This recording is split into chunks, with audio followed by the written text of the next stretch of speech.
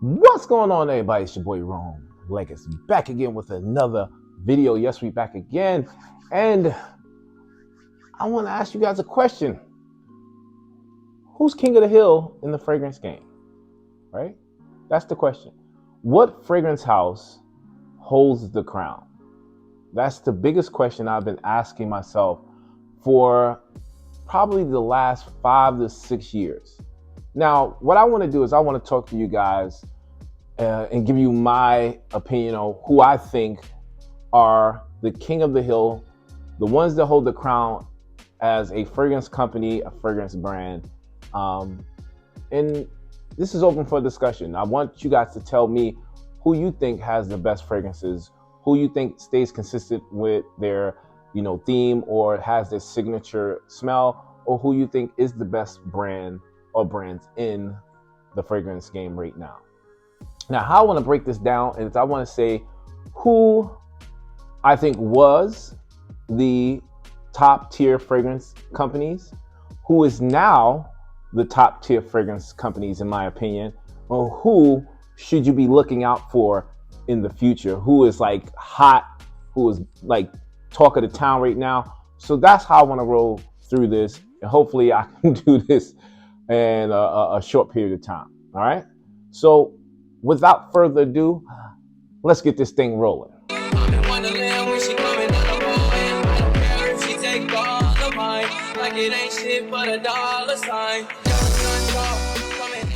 All right, so before I start, I want you guys to know, if you like this type of content I'm shooting, right, please subscribe to the channel, like it, share it with your friends, and also please support the channel, commenting down below, hitting that bell icon so you can get all the content that I'm shooting every single time a video comes up. And I'm pumping these things out for you guys. All right. So I'm gonna start off with some of the fragrance houses that we're going back. We're gonna start from early 2000. Like, that's how far I'm going back. And the first company I'm gonna tell you about, in my opinion, I've never been a big fan of their fragrances. I like the bottle design, but I've never really had a wow factor or wow experience from this company. The company I'm talking about is Bond Number 9. Now, don't get me wrong, they have some great fragrances. The bottles are great. And at one point in time, they were the niche fragrance house without any question. I think that they represented New York like no other. Bleecker Street, Brooklyn, Harlem. I think it was called Brooklyn. But all these fragrances that were just iconic. And the one I like the most, I would say, would be New Harlem. That was my favorite because it had this kind of, gourmand breakfast kind of pancake vibe. And I thought that was unique. But in my opinion, they quickly kind of became slightly unappealing and generic because a lot of the fragrances remind me of something else. Now, don't get me wrong, I know a lot of fragrances companies, they copy each other. They even make fragrances better. And I know that that's Bond Number 9's thing. Bond Number 9, in my opinion, was the fragrance company that would take a designer fragrance and make it 10 times better. Make it smell better, make it last longer. But in my opinion, back then they were good, but now they're okay. They're not top of the hill. They're not king of the hill. They don't wear the crown for me. Next up, this fragrance house, I got introduced. I remember the time, it was in 2009. I got introduced to them because I went to New York and I wound up going to Bergdorf. And that company is formerly known by Kilian, now it's called Kilian Paris. And this fragrance house, they have had so many great fragrances when they first came out. The one that I smelled at that time was Back to Black. And in 2009, that thing was beast mode. That thing was beautiful. It was unique. Nothing was like it. To this day, it's still not many like that fragrance. And then I had opportunities to smell like this one, Amber Oud, Smoke for the Soul. apple brandy, single malt, phantom, all these great fragrances that came out with this house, and I was blown away. And at one point in time, they were king of the hill also. Like, they could not be touched. Nothing would touch that fragrance house. And my opinion, once they sold the company to, I think it was Estee Lauder. I think Estee Lauder bought the company. My love for Kilian fragrances kind of diminished quite a bit, because you can tell that the creative mind, Hennessy Kilian, really didn't have anything to do with the creative direction behind the fragrances. You can tell that it wasn't as pure as they were back in the day, and they definitely didn't last as long. Don't get me wrong, the Kilian fragrances still smell good. They still a quality. But if you have any bottles from 2009 to like 2015 and compare those to now, they don't even seem like the same company. So that's why I say that they used to be one of the companies I would say king of the hill, but in my opinion, not anymore, because it's not a luxury niche boutique or private company anymore. But if you can get back to black, get that fragrance, because that's one of the fragrances that's still actually available. Also, one of the fragrances that still carries its weight and smells unique and just a gorgeous fragrance. So that's Kilian fragrances, or Kilian Paris. Next up, this is probably the fragrance house that, started it all for me, because this was the fragrance house that was my first niche fragrance. And once again, I'm in Bergdorf. I'll go there, and I got bamboozled by a female. Not gonna say bamboozled. She came to me and said, "Hey, you looking for a fragrance?" And I wasn't looking for any fragrances. I just kind of walked through the men's department of Bergdorf Goodman, going to look for some sneakers or some shoes or something like that. And she introduced me to the Clive Christian line. Now, at that time, I have the travel case, or the, how do you say, the discovery case, right? With the 15 ml bottles of X #1 and 1872. And once again, I smell X. That was the one that blew me away, and I was like, oh yeah, I want this. Let's go ahead. Now, at that time, I'm a designer head. I don't know prices. I don't know anything about fragrances. And she hit me with it was like, I think $300 for the whole thing. I was like, nah, I don't think I'm gonna do that. I'm like, nah, I'm good. I'm like, no, you good. I'm good. I'm gonna go spend that money on something else. But I walked around, and she encouraged me, walk around, the store, go do your shopping, let it sit on your arm. I'm a novice. I don't know anything about dry down. I don't know anything about the pyramids or projection, none of that. But this thing was so gorgeous on me, and I had to have it. I was like, you know what? Forget it. I gotta get it. So I got the Discovery set, and at the time, once again, Clive Christian was the best house out in the market around 2009 to 2013.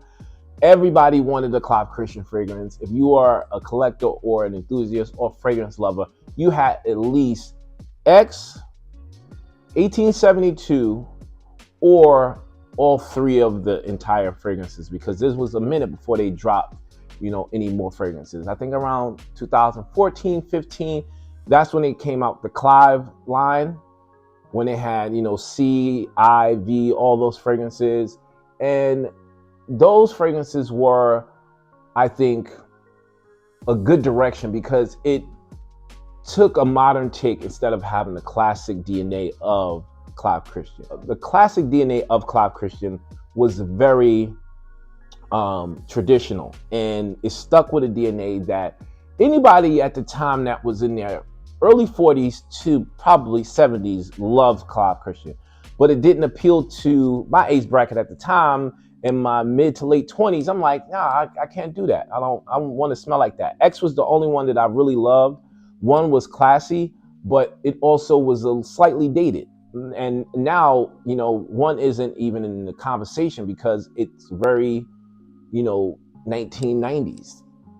Don't get me wrong. Once again, it's a great smelling fragrance, but I don't want to smell like my granddad or my grandmother, you know? So I think that Clive Christian decided to change their direction and bring a new kind of, spark to their fragrances. And it was a good decision to do that. Now you have the Noble Collection. You have the red bottles. I can't remember the collection of that one, but that one. And also the Clive collection. Those fragrances definitely brought life back to the brand. Now, are they king of the hill? I would say no, but they're still in the conversation. They're still a great fragrance house. It's just they're super expensive. I think nothing's under $350 in their house. But if you haven't checked them out, I would say give Clive Christian, the younger guys, give Clive Christian your attention, and you will find some new fragrances that are still have the DNA of the modern classic Clive Christian, but now they are definitely appealing to the younger crowd. So no, once again, not king of the hill, but still a great fragrance house. Another fragrance house that I would say is a great fragrance house in the early 2000s, you couldn't have the conversation about luxury niche fragrances, but this one is a catch. It was a designer house. Was taking everybody by storm. And that designer house was Tom Ford. Tom Ford had his private collection. You guys know it. I don't need to talk about it. Tobacco, Vanille, Tuscan leather, Plum Japonais, all these great fragrances that they came out with that were amazing. They were quality, but it was from a designer's perspective. They decided to pay attention to the fragrances. That fragrance house is still one of the top tier fragrance houses in the game. I unfortunately don't have any of their fragrances because if you know me, I like to smell different and unique. And everybody in the mama's mama has Tom Ford. And if you have Tom Ford, you're going to smell fantastic. But if you go to any event, any restaurant, any outing, any date club, there's a 50 to 60% chance that you're going to have the same fragrance on that someone else has. Are they still one of the king of the hills? I would say they will hold the crown in some aspect, in some people's opinion. But in my opinion, they're almost out of the door. I think their reign is almost over because it's not anything new. It's not anything mind-blowing. I think what Effin' Fabulous was probably their fragrance that was supposed to take everything by storm, and that fragrance was, it wasn't really that great to me. Lost Cherry, one of the best fragrances that they came out with in the last decade, but it doesn't last very long at all. So no, I don't think that's king of the hill anymore, but they still are quality, but I can't give them the crown. Nah, I can't do that. Next up, this fragrance house left. They were one of the fragrance houses that was so exclusive, is so unique. Everybody wanted this fragrance house. Everybody wanted the fragrance from this fragrance house. It was a Middle Eastern exclusive fragrance house, and the only place you could buy it at the time was Mid New York. And this was around 2011, 12 to like 14. They were like, oh, this is the new king, the new queen. Who has it? But they left. They just disappeared. They disappeared. That fragrance house I'm talking about is Suspiro. I know the anticipation was killing y'all. Y'all knew what I was talking about, most of y'all. But Suspiro, they had the crown. They could not be touched. They had about 10 fragrances that were amazing. Duetto was one of my favorites. Watercina, absolutely one of my favorite fragrances from that house. They couldn't be touched, and then they disappeared. So they renounced the crown. They didn't want it. They couldn't sell it anywhere in the US. I don't know if it was legal things or whatever. From 2011 to 2014, this fragrance house was the man. But I got news for y'all. They back. They came back with a vengeance. Man, every reviewer, every influencer is talking about Suspiro right now because they decided to bring a little bit of the American style, freshies, a little bit more of the tropical fragrances, a little bit more of the younger vibes, right? And they started to use a little bit more, now hip names. And I thought that was cool. And they are on the verge, not giving them the crown, not putting it back on their head. But this fragrance house is a fragrance house that you guys need to pay attention to because they are coming back with a vengeance. Suspiro, definitely, if not king, right now, they're one of the princes in the fragrance game. Another fragrance house that I want to tell you guys about, and this is where I'm at with mine. Like, this is just my opinion. You guys can tell me what y'all think. These fragrance houses from 2000 to 2010, 2012 were the only niche fragrance houses that were available, right? They weren't really too many houses out there that you could pick from. I would say maybe 25, maybe 30 niche quality houses that were out there. And in that pyramid, there were only probably 15 that, could be purchased in America like that. And out of those fragrance houses, maybe 10 were the top tier. And I have some of them, I don't have all of them. But the one I have right now, without a doubt, you couldn't go to any fragrance boutique, at the time, I think it was Barney's and, no, I think Barney's was the only one that had them. Yeah. And that fragrance house I'm talking about is Frederic Malle. Portrait of a Lady, Must Ravageur, and the one that I love the most, L'Homme de Verre, Night. They came out. I don't even know how many fragrances Frederic Malle has. It's over 100 fragrances. There has to be. In the time that they've been out, they have made over 100 fragrances. And they definitely wore the crown for at least 3 years as that time came about.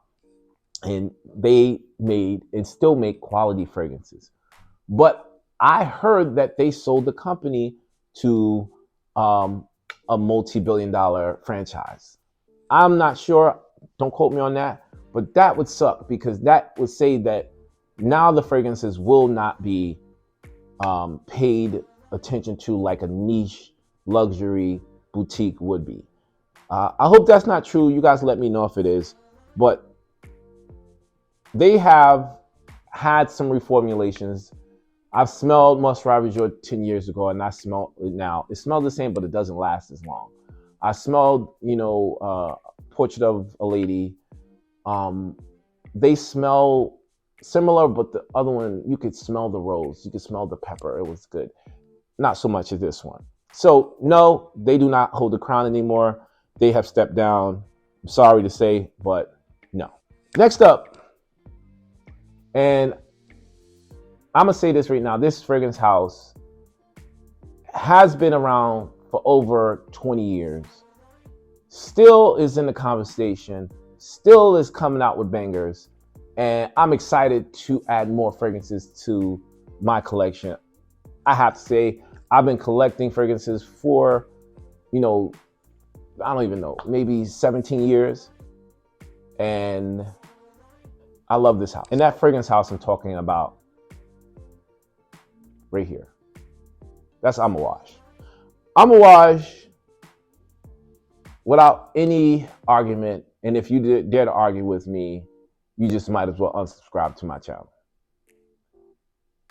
For the better part of 20 years, this house has been fantastic. They have a dry run around mid-2015 to probably 2017. It was very questionable if they were going to stay at the top, right? Something shifts, and they got a new creative director, new perfumers. They started using new perfumers. Cecile Zarokian is one of them, and man, everything just started clicking. Not all the fragrances smell amazing and fantastic, but most of them do. Most of them. This one in my hand, this is my newest fragrance from them. This is Royal Tobacco. Oh, man, come on, man. If y'all smell this, y'all know this is a banger. You're not doing yourself justice. Go get a sample of this. You will buy it. It is fantastic. It has to be in the conversation. I have Amouage Interlude Man. I have Amouage Gold. I will be getting Jubilation 25. But just to name a few of them, there is nothing I have smelled from Amouage that made me say, this is whack. I don't like it. Even, I think it's called Daya. Daya smells like a classic barbershop fragrance to me. I love that. The performance, the uniqueness, the quality, everything's 10 out of 10 when it comes to Amouage. So yes, I think that they still hold the crown as one of the top tier niche fragrances in the game. I know y'all like Rome. That's it? No, that's not it. I mean, there's room for more kings. There's room for more queens. This is not, one kingdom rules it all. Nah. That's just one of the kings in the fragrance game. Still, even 20 years ago, 25 years ago, they were on top. It's 2023. They still are on top. That's one of them, and you can't argue with that. All right, next up is the last fragrance that I think is either or not still in the conversation of being king of the hill. And that fragrance house is Kriegler. Kriegler has been around since the early 1900s. Kriegler has over 40 fragrances available to this day. And they are probably the most exclusive fragrance house in the world that I know of. They are branching out a lot more than they were 10 years ago because you only can find them in two places, New York and overseas. Now, I think they have about 4 to 5 different boutiques, one in California, one in Miami, one in New York. I think there's one in Chicago, and I think they're building one in Texas. I could be wrong about the Texas one. But just an overall beautiful storytelling company. Every single fragrance has a story behind it. All the fragrances are made by each generation of the Kriegler family, and they do not skip on quality. No, they're not gonna skip. We got, one of my favorite fragrances, Lovely Patchouli. Another one, Established Cognac. Everybody's favorite that sparked a new interest, especially the new fragrance collectors, is Abracadabra. They have so many just unbelievable fragrances. They have so many unbelievable fragrances. There's a fragrance I smelled when I went on vacation that blew my mind away. It's called Palm's Dream. Fantastic fragrance. I got a chance to smell some of the other oud fragrances that are so unique. And I remember smelling them before and I wasn't used to the oud. And I was like, I don't know if I like it. Now, to me, they smell fantastic. They are exhilarating. This one in my hand, Oud for Highness, is the fragrance for me. This is my favorite fragrance in the Kriegler line. They are continuously coming out with new fragrances. Nothing is a copy, nothing is a dupe, nothing is like something else. Everything is so unique, and I love the exclusivity of Kriegler. Yes, I consider Kriegler one of the fragrances that sit at the top of the hill. This is